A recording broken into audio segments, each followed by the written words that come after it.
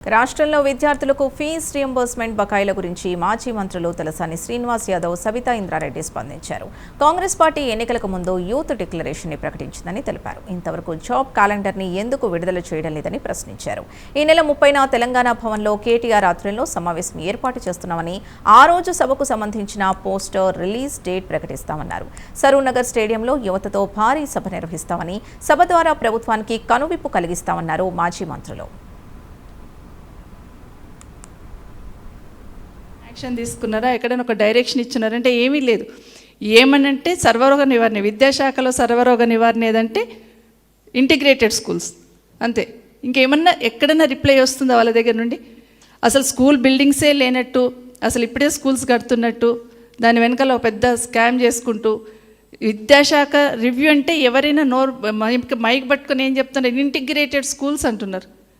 అసలు integrated schools చేసి ఒక్క దగ్గర ఇంటిగ్రేటెడ్ స్కూల్ మొదలు పెడితే 10 కిలోమీటర్ల దూరంలో ఉన్న స్కూల్ అన్నీ కూడా క్లోజ్ అయిపోతాయి. మరి ఆ గవర్నమెంట్ స్కూల్స్ అన్ని క్లోజ్ చేస్తారా?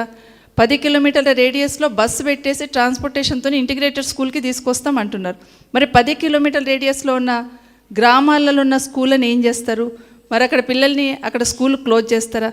అసలు వాళ్ళకి క్లారిటీనే లేదు. ఓన్లీ బిల్డింగ్ 200 కోట్లు పెట్టి కడుతున్నాం, అది ఒక్కటే చూస్తున్నారు తప్పిస్తే అసలు క్లారిటీ లేదనేది ఇప్పటికైనా. అందుకే విద్యాశాఖ మంత్రి గారిని, గౌరవ ముఖ్యమంత్రి గారిని రివ్యూ చేయమని చెప్తున్నాను. మరి యూత్ రాష్ట్రంలో ఉన్నటువంటి యువతరానికి ఈ వేదిక ద్వారా పిలిపిస్తూ ఉన్నాం.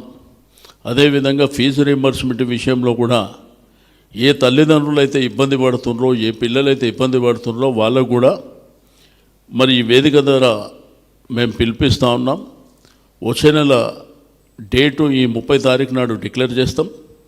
ఆ వచ్చే నెల మాత్రం చలో సరూనగర్ అనే కార్యక్రమాన్ని తీసుకుంటున్నాం.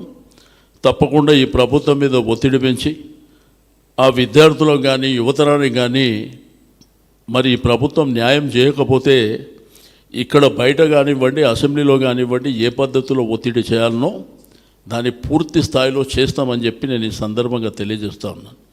మీకు అదేవిధంగా ఓవర్సీస్ చదువుల విషయంలో కూడా చాలా చిన్న చూపుతో ఉన్నది ప్రభుత్వం.